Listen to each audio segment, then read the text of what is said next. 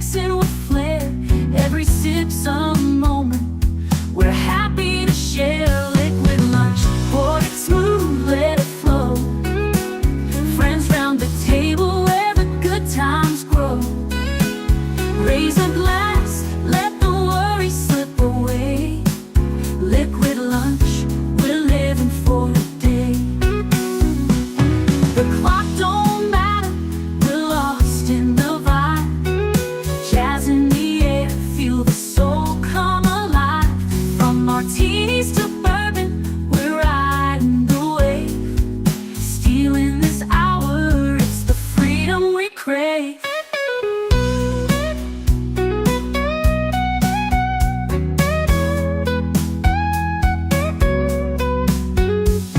Sun's still shining, but we're in our zone. This bar's our shelter, our temporary home. One more round before the world calls us back. Savor the moment, keep the blues in the rack. We'll laugh and we'll toast till the afternoon fades. Memories made in these liquid escapades. Liquid lunch, pour it smooth, let it flow. Friends round the table where the good times grow.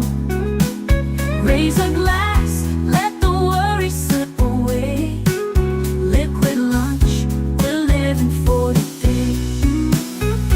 So here's to the daylight, the drinks and the fun. Our liquid lunch, till the next one comes. With a wink and a smile, we'll be back real soon. Chasing that jazz under the high noon.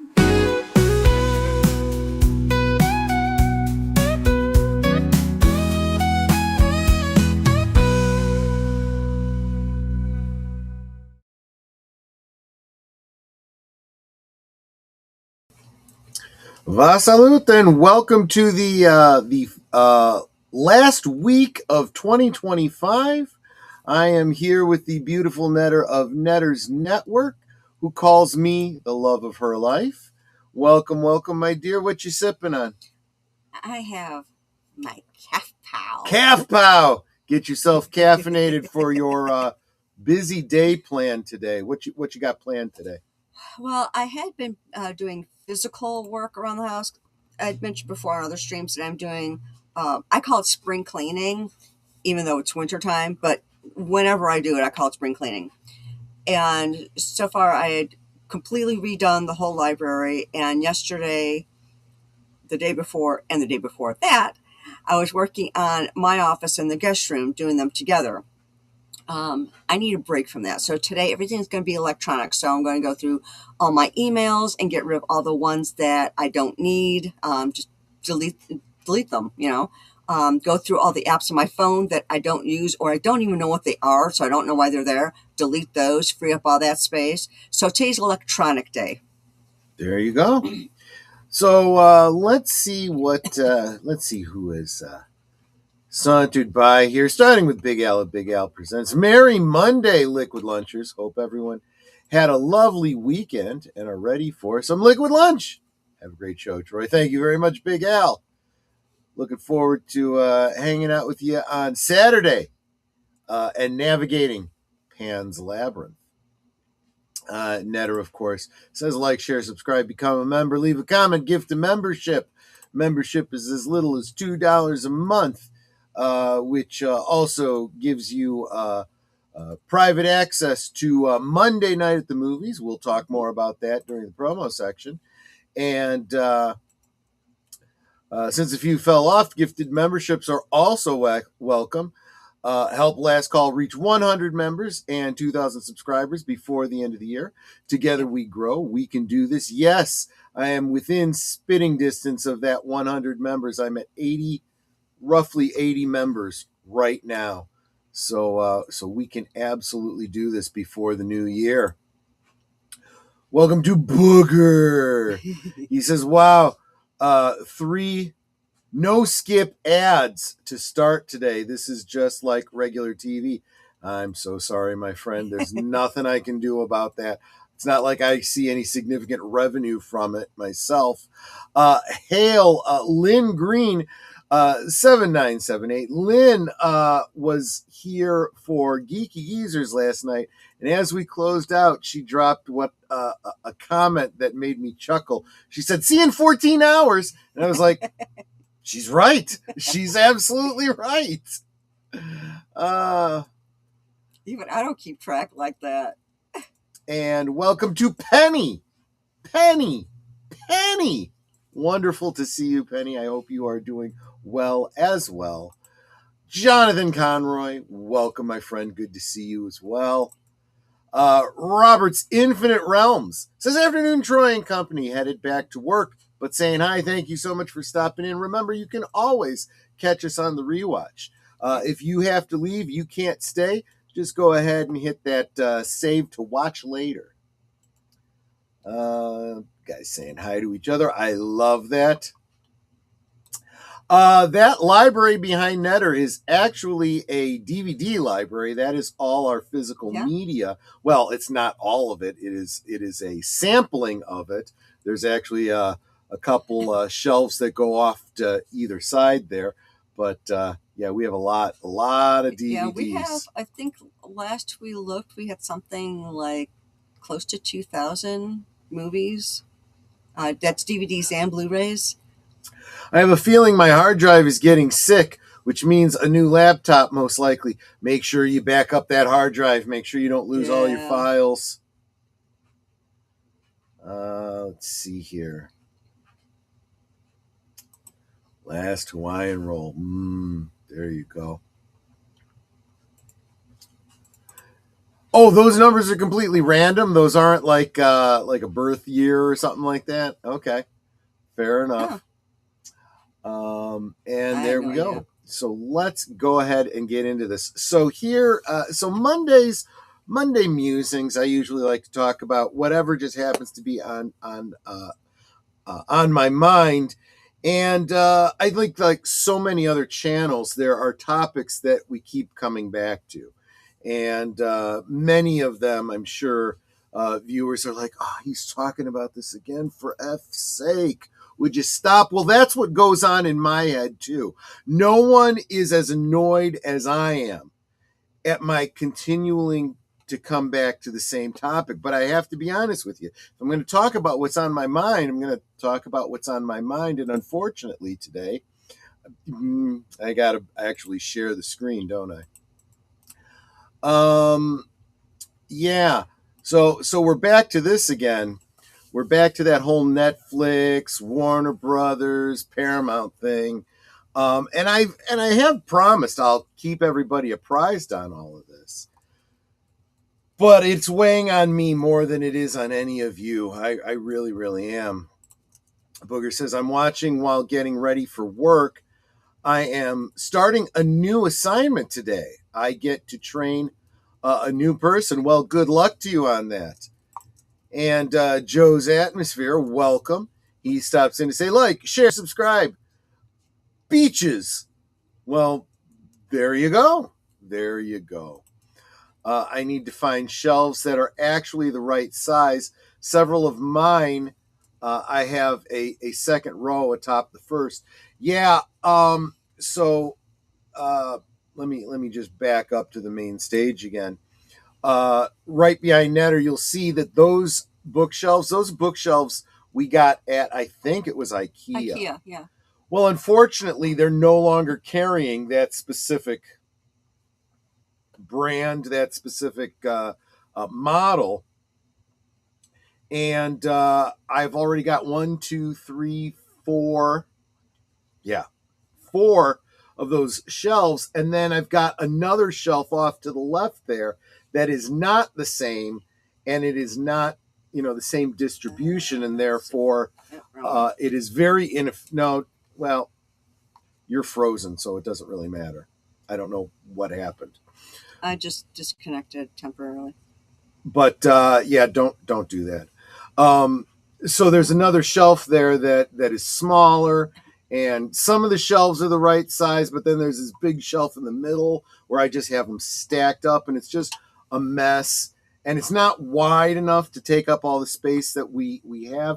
So this spring, I'm going to actually have to make a new set of shelves, a new bookshelf to match the old ones, and I'm going to have to do that from scratch by hand. And we've been getting the pieces piecemeal to be able to do that. So I think we have now the bottom shelf, the two sides, and the individual shelves. Don't we have everything now? Yeah. I just got to start assembling it. So getting us back on topic, Booger says, not that I'm a huge fan of monopolies, but why does the government get to say who can and can't buy a given company? You need to look back at your history at where these antitrust laws came from. The problem is that when you have complete laissez-faire, which is what you're describing, government takes complete hands off and gives you 100% freedom to do whatever you want, you end up with situations where conglomerations get bigger and bigger and bigger until they own everything. And then not only do they own everything within their own field, but then they start to buy up the companies that service them. So, for example, Carnegie, right? Buy up the railroads, you buy up the steel industry to lay down railroads so that nobody else can lay track, so that no one else can have a train, can build an engine, and then you get to set the prices. And you basically hold the rest of the country in extortion. You want your goods distributed? Well, you got to pay the rates we decide, more and more and more and more and more. And I actually sound like I'm almost quoting Jimmy Stewart in It's a Wonderful Life. Or you want to run to Potter and pay the prices that he decides?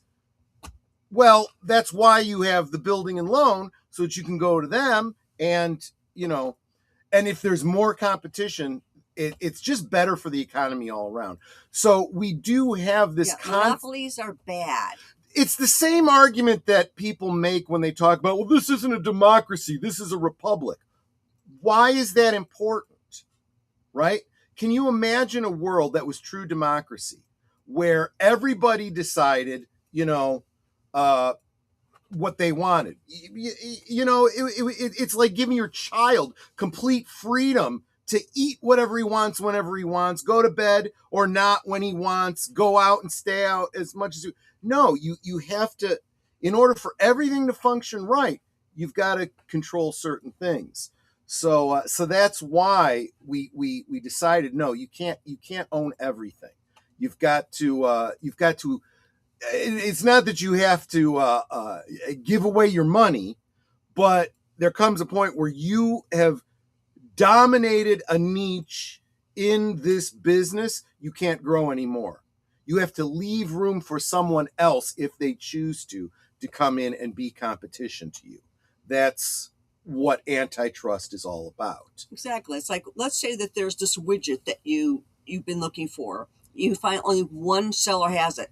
That guy can set the price. Everyone wants this widget. I'm the only one that makes it. I can tell you that it's $1,000 when it cost me pennies to make. And you have no choice but to pay that if you want my widget, because I'm the only one that you can get it from. That's why monopolies are bad. But anyway, so that's why it's absolutely important. You can't. Think about it.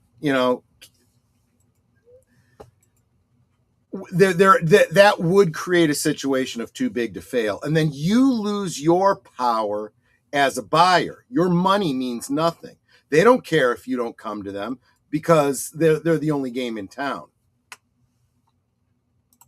Democracy is 4 wolves and a lamb voting on what to have for lunch. Yeah, that's why you have a representative republic that says, yeah, you can have a wolf in charge of things, but there's limitations on what they're allowed to do. They're not allowed to eat the lamb. See, that's, freedom within confines, because otherwise you don't have a society, you have anarchy. That's the situation. So That's exactly right. That's exactly right. And I would argue, actually, they always say that, and that's not entirely true, because unfortunately, what's happened in our democratically elected republic, we have created a ruling class. You know, by having this two-party system, you have to be a part of this party system. So you have two groups of wolves to choose from. So the lambs get to choose which wolf gets to tell them you're going to the slaughterhouse. That's what this republic has unfortunately become. So, you know, democracy is the worst form of government, aside from all of the others. You know, Mechpo, it is lunchtime. Welcome, Mark. Good to see you. We have an ersatz nobility. Exactly right. We literally have voted in what we rebelled against. But let's get back to this specific monopoly and why it's a problem. So the Paramount Warner Brothers bidding war is rapidly developing. That's another element of it, and that's this idea that there is an expectation, if I'm going to invest in a company, that they're doing a legitimate business and I can expect a return on my dollars because they're being honest with me. If they're not being honest with me, they're literally cheating me. And we have laws that govern that as well. So that's why, and we talked about this last week, Larry Ellison comes along and says, we're offering a better deal. And the executives at Warner are not bringing that option to the shareholders, so they're not doing business in a fair way to their stockholders. They have a fiscatory responsibility to, you know, bring our bid to the table. Otherwise, you don't have that democratic option for the shareholders to go, we want to have them buy us, not them. See, that's the better deal for us, as opposed to what is the better deal for Zaslav personally. He doesn't own the company, and he acts as though he does. But then again, all of these CEOs tend to do that. The Paramount Warner Brothers bidding war is rapidly devolving from high-stakes corporate auction into an open confrontation as Paramount, Skydance, and the Ellison family weigh legal action against Warner Brothers Discovery over its decision to favor a Netflix-backed deal. I should note, although I am signed in right now to my membership for that Park Place, this is not a members only. It's not like I'm breaching their paywall or anything like that. Just to be clear about that. According to the New York Post, executives inside Paramount Skydance believe their all-cash offer for Warner Brothers Discovery was unfairly sidelined in favor of a more complex and potentially riskier bid for Netflix. That frustration has now escalated to what insiders reportedly call a DEFCON 1 scenario, potential litigation challenging how Warner Brothers board handled the sales process. At the center of the dispute is the perception that Netflix was treated as the preferred bidder long before the process officially concluded, despite Paramount's willingness to put real money on the table. Paramount Skydance, led by CEO David Ellison, submitted a $30 per share all-cash offer, valuing Warner Brothers Discovery at approximately $78 billion. The bid was later reinforced by a personal financial guarantee from Ellison's father, Larry Ellison, whose net worth is estimated to exceed $250 billion. And I think I may have said Larry when I meant David earlier, so just correct myself. Despite that guarantee, Warner Brothers Discovery ultimately selected Netflix's competing bid, valued at roughly $82.7 billion, but notably structured as a cash and stock deal, with Netflix shares reportedly accounting for about 16% of the total consideration. Now, I don't know if that that Park Place gets into this, but usually being offered stock in a company like Netflix, you go, okay, well, it's not the same as cash, but that's really valuable. And if this goes through, I expect that stock to increase in value. And now I own a large share of Netflix. The problem is that since the deal was originally offered, Netflix's stock value has dropped precipitously. So it is not worth what it was when they first made the offer, thus underlining why cash in stock versus cash in hand, two very, very different things. The distinction matters. Cash offer. Okay, see, I got ahead of them. Cash offers provide certainty. Stock offers fluctuates, and in an environment where streaming valuations have proven volatile, Paramount's camp believes Warner Brothers Discovery shareholders were denied the clearer, lower risk option. People close to the Ellison bid argue that their proposal avoided the regulatory overlap inherent in Netflix's plan, which would combine two of the world's largest streaming platforms under one roof. Fueling Paramount's anger are allegations that Warner Brothers Discovery leadership favored Netflix throughout the process due to personal relationship at the executive level. Yeah, and again, he can spin it however he wants, but Zaslav is doing what's best for him. He's looking for a big cash payout. When he came in, he took over the company, and now he wants to chop it into little pieces and walk away with a big profit for himself. And he doesn't care what's actually good for Warner Brothers. And it's becoming more and more clear as this process moves along. I want to welcome the Tired Midnight blogger, Curtis Selby. Good to see you, my friend. Paramount insiders claim that David Zaslav and Ted Sarandos share a close professional bond, a claim Warner Brothers Discovery has publicly denied.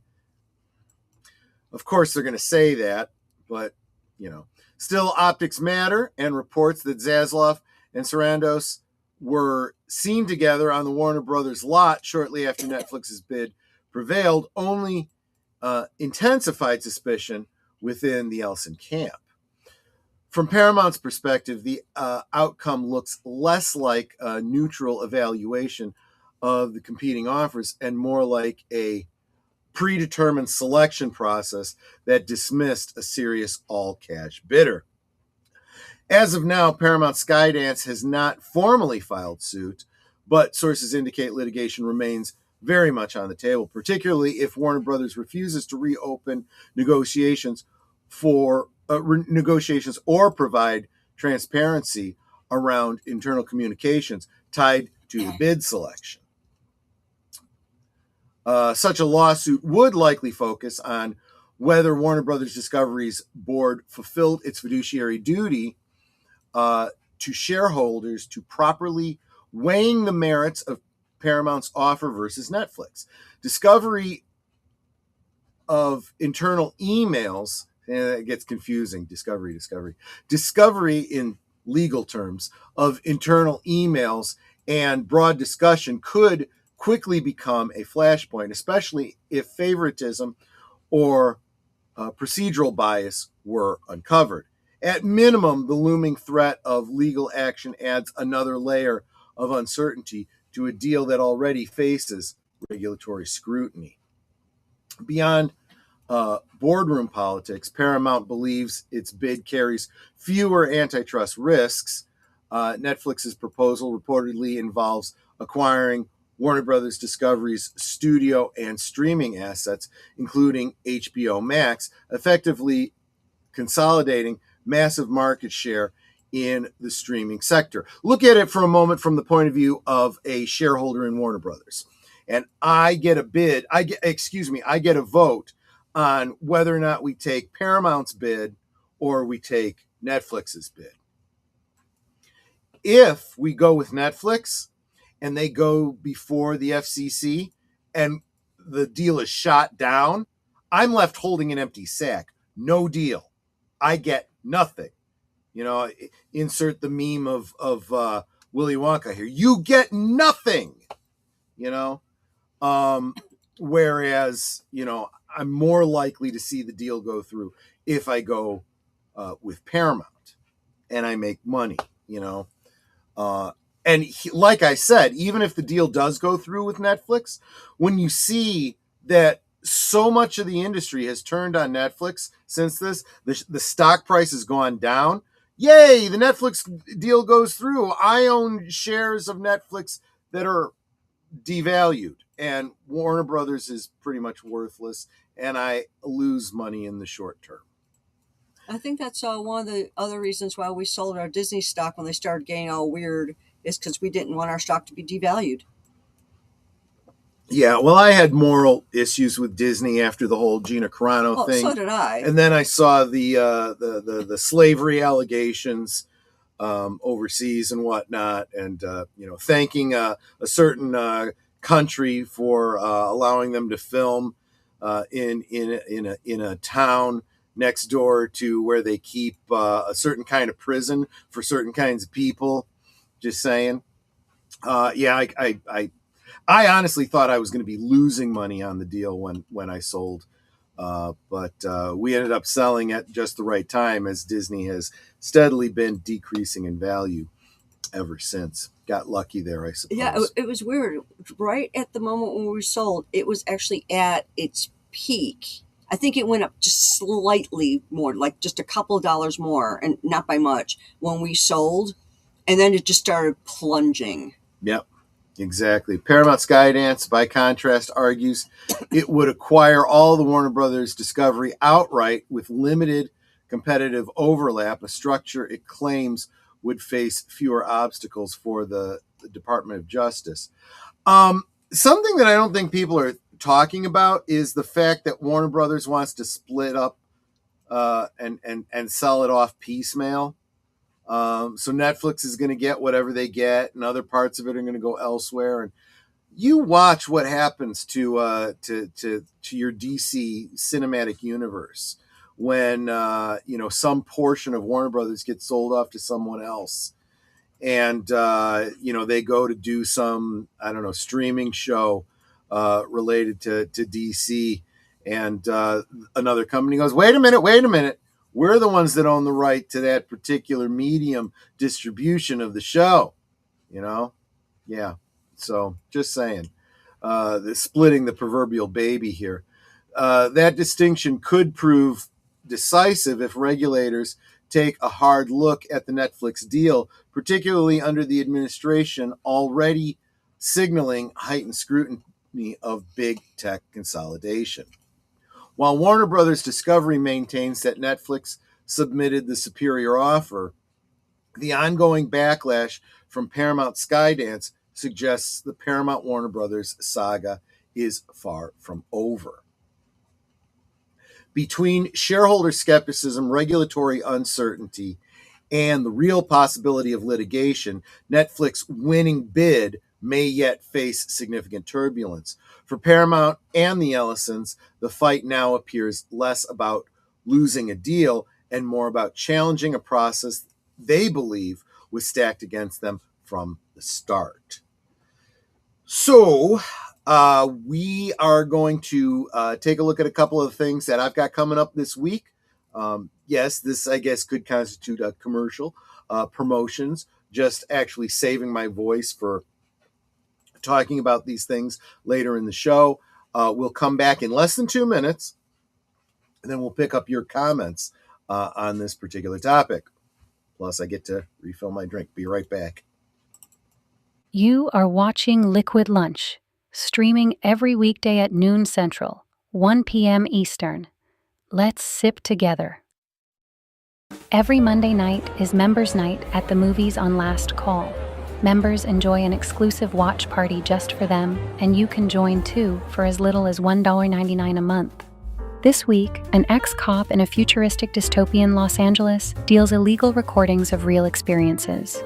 When he receives a very disturbing disc, He teams up with his bodyguard friend to uncover a conspiracy on New Year's Eve in the 1995 sci-fi thriller Strange Days. Members, please join us tonight at 9 Central, 10 Eastern, and if you're not a member, please consider it. It really helps support what we do here at Last Call. Thanks. This week on Last Call presents the adventures of Sherlock Holmes. Violet Hunter has been offered the role of governess at an estate in Hampshire, but the employer, Mr. Rucastle, has a number of odd requests. Holmes doesn't have much to offer by way of advice, but Violet urgently requests his assistance when she discovers that someone may be locked away in a far corner of the Copper Beeches. The game is afoot. Tuesday at 9 Central, 10 Eastern. This week on Big Al Presents Films with Friends, a girl is sent to live with her ruthless stepfather in 1944 Spain. During the night, she meets a fairy who takes her to an old faun.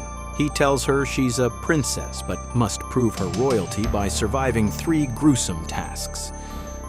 Join us for the 2006 dark fantasy film by Guillermo del Toro, Pan's Labyrinth, this Saturday at 9 Central, 10 Eastern on Big Al Presents. We now return to our liquid lunch. And Lynn Green points out, meanwhile, Paramount wants to buy it all, even the worthless parts. See, that's the thing. Everyone knows those parts are worthless, except Warner Brothers. They insist that it's worth more to sell it piecemeal. And I think they will be sadly realizing how misinformed they are. Mark points out private equity, the kiss of death for any company, and he knows this from firsthand experience. Absolutely true. So yeah, I keep bringing you the news on that because it's something I care about. Meanwhile, you know, I would like to see a deal of any kind go through soon. Because the sooner we see an end to this ridiculous James Gunn verse, the happier I'll be. I would also like to see Zaslav no longer in charge. Not sure that it's going to somebody better, but you know, you got to roll the dice, right? Take care, Curtis. Thanks for stopping in. And warm bunking it with you is David Pensak. Welcome. Good to see you, my friend. Yeah. So the other thing that I was going to bring up, and I'm probably not going to spend too much time on this, but I saw this before we went live. I read the article on this and started thinking about it again. Big Al, if you're still here, you might get a bit of a chuckle out of this. So an article. Now this, I'm not going to click on this and go into it because this is a premium article. But I would encourage you to consider checking it out, joining that Park Place membership so that you can read this article. It really is worth it. Why Die Hard is not a Christmas movie by Marvin Montanaro. I'll tell you some of the thoughts that it gave me about this whole discussion, this whole idea that don't go getting ahead of me. Don't go getting ahead of me, because I don't, as much as I like Marvin Montanaro, I think he made some bad arguments that actually work against him. One of his points, he brings up other Christmas movies to compare to Die Hard and say, well, Die Hard certainly doesn't fit in with such favorite Christmas classics as A Christmas Carol, Home Alone, and It's a Wonderful Life. Now, despite the fact that he says that, he then goes to explain what he feels the themes are of a Christmas movie, what constitutes a Christmas movie, and how those items don't appear in that in Die Hard, or Die Hard has other things over them. In other words, and I'm over simplifying it, but if you strip away the Christmas tree in the background and the fact that they're having a Christmas party and it's taking place at Christmas, Die Hard could be a standalone movie exactly as it is. The problem with that is you can make the same argument about Home Alone. If Die Hard isn't a Christmas movie, then neither is Home Alone. And actually, you could do the exact same thing with It's a Wonderful Life. There's even less Christmas elements to It's a Wonderful Life, so It's a Wonderful Life isn't a Christmas movie either. Just saying. And actually, in Christmas, in It's a Wonderful Life, when do they even talk about Christmas? It's definitely winter. The very night that he's preying on, his daughter's preparing for a pageant. Play, right. They put up the Christmas tree, kids wearing the Saint Nick mask and all that kind of stuff. It's Christmas time, but that's about it. That's fine. I mean, this is intellectual honesty. So even if I disagree with you, I can totally respect. At least you agree with that logic. That you're not trying to make a disingenuous argument and trying to say that Die Hard is not a Christmas movie, but still trying to justify where Home Alone is. And like I said, I would say Home Alone is more of a Christmas movie than It's a Wonderful Life, based on the criteria laid out in this article. But then it makes another point about seasonality of things and topics, and when a movie is taking place as opposed to what the theme is. So in other words, Jaws, is it a summer movie? It takes place. When does it take place? It takes place at the beach. You tend to think summer, whatever. It takes place on the 4th of July, right? I believe is the case. Is it a summer movie? No, it's a action / monster horror type film. You could almost say it deserves to be a Halloween movie as much as a July 4th movie, sort of a thing. I said, well, if that's the case, then you start to call Christmas Carol into question. Is that more of a Halloween movie because it's a ghost story? Just saying. Although I will grant that, it requires Christmas. Christmas is the central theme of the whole thing. Want to say greetings to Snortopoopus Keebler, our favorite bear. Welcome. Good to see you, my friend. So I just thought I'd throw that out there. Go check out that Park Place. Check out this article. You do need to become a member, but it's a tiny amount to support really the foremost of entertainment news. It really is. This outlet, better than Variety, better than Rolling Stone, better than any of these so-called journalists covering entertainment today. Next, they will say the Star Wars holiday special isn't about Life Day. Well, yeah, see, it's very interesting because there was somebody that said something about why do you have because I had the Star Wars book up here at Thanksgiving time. Why do you have a Christmas book up? Star Wars Holiday Special is not a Christmas movie. It's why they didn't call it Star Wars Christmas Special. They called it the Star Wars Holiday Special, and it was released on the 17th of November, contemporaneous with Thanksgiving. So it's I guess you're supposed to say it's like a Star Wars combination of Thanksgiving and Christmas.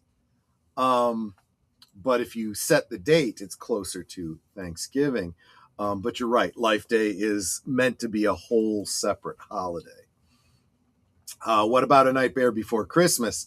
I actually think that is a much more interesting discussion that I don't think enough people are having. But I know that debate is out there. Just like is Die Hard a Christmas movie? Is Nightmare Before Christmas a Halloween movie or a Christmas movie? I say the two are not mutually exclusive. I would say that the answer to that question is yes. It is a Halloween movie. It is a Christmas movie. You decide when you watch, or watch it both times. It doesn't matter. But as we've also talked about on this channel, take by example, A Christmas Carol. The idea of scary ghost stories for Christmas time has a long tradition. And I think that the relationship between Halloween, All Hallows Eve, and The Longest Night of the Year, although they're separated by a couple of months, that span of time in between relates them. Let's see here. Well, see, let me back up a second. She says, or is it a Thanksgiving movie? If you want to split the difference, you could watch it at Thanksgiving because it's between Halloween and Christmas, but I don't really feel it's that much of a Thanksgiving movie. I think it lies very much more in the bookends of Halloween and Christmas than it does in the middle with Thanksgiving. Scrooge could have just as easily been against kids trick-or-treating instead of Christmas caroling. That's true. That's absolutely true. Nightmare, see, that's what I said too. Nightmare is both a Halloween and Christmas movie. It features the song This Is Halloween and Making Christmas. That's an excellent point, Booger. Yeah, I had not actually thought about that. But and my understanding is that the movie didn't do very well in its initial run and has become more of a cult following since then. And I do feel that there is this renaissance of telling ghost stories at Christmas time, scary stuff. And I think it took something like Nightmare Before Christmas and people making the correlation to things like A Christmas Carol, and then remembering that line from Most Wonderful Time of the Year, to realize, hey, wait, there was a time when, because what was not doing it was Silent Night, Deadly Night, and the other slasher films that were all set at Christmas time. It's like, that's not compelling, scary stories, right? I mean, Krampus, on the other hand, yeah, that one works really, really well, right?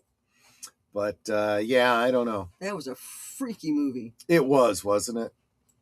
And I still love it. And it's based in great tradition, so I think it's definitely one of those things that's worth pulling out. There are a lot of Krampus movies out there.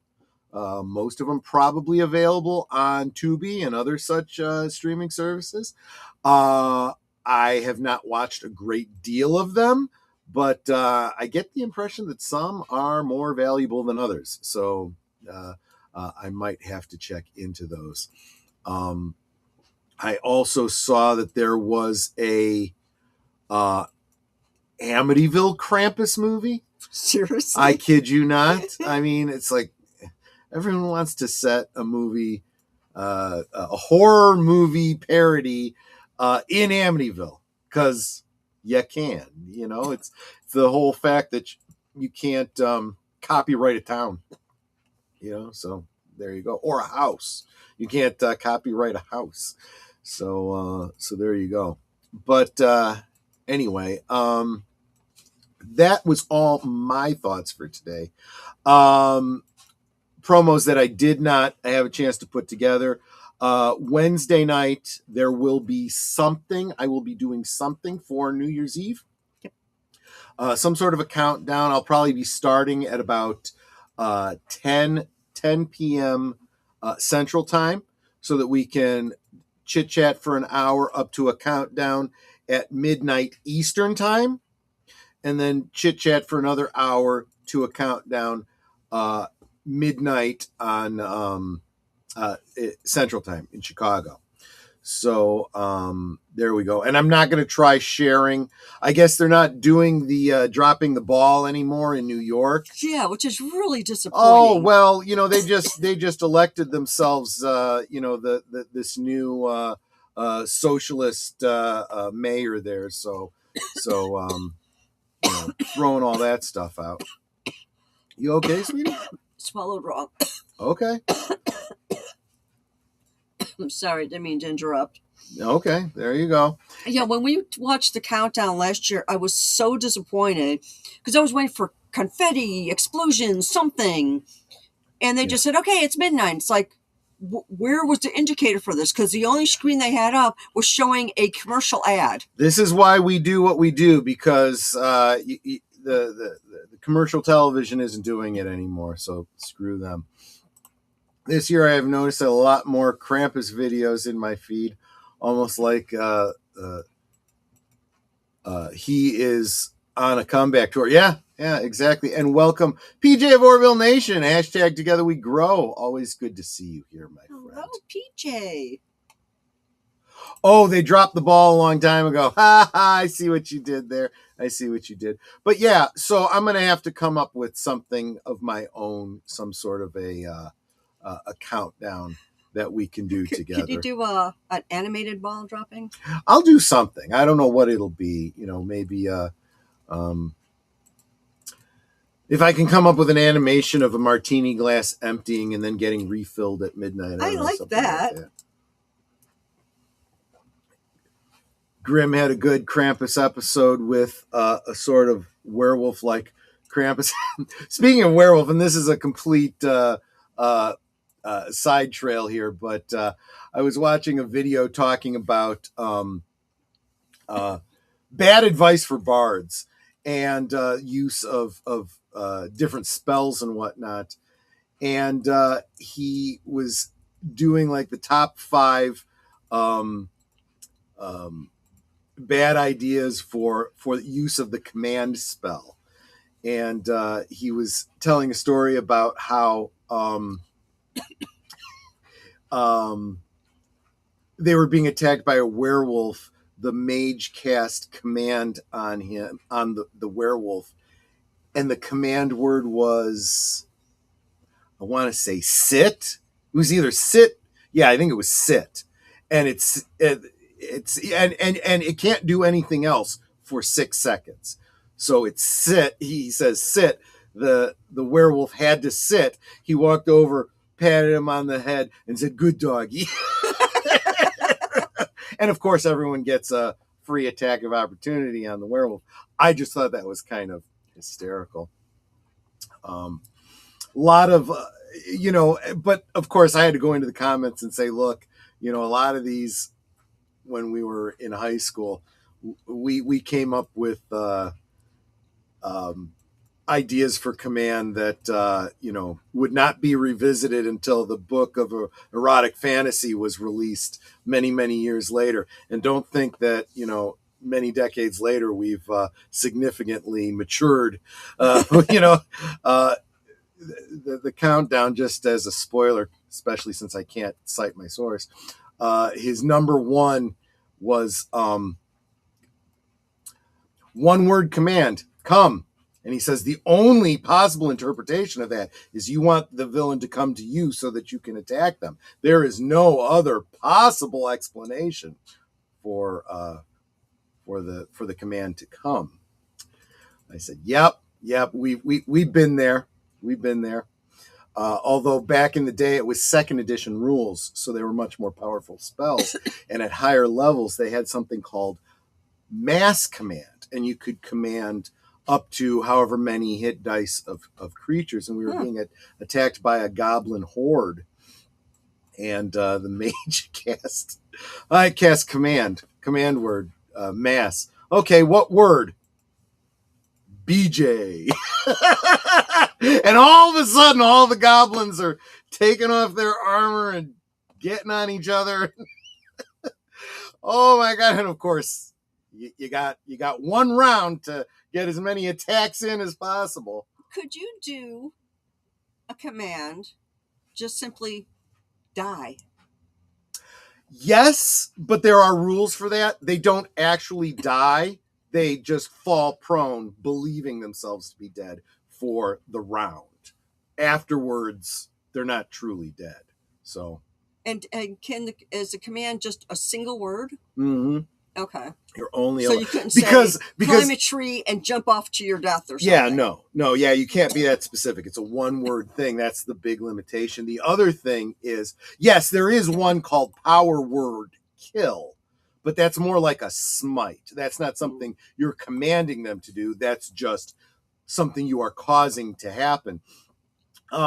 This is why one of the things in his list, I looked at that and I'm like, I don't buy that as one word because it was a contraction. The command was don't.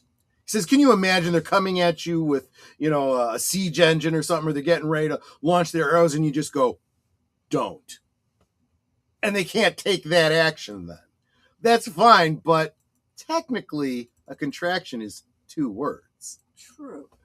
And Magic tends to be pretty specific about these kinds of things, so I'm not sure that would work.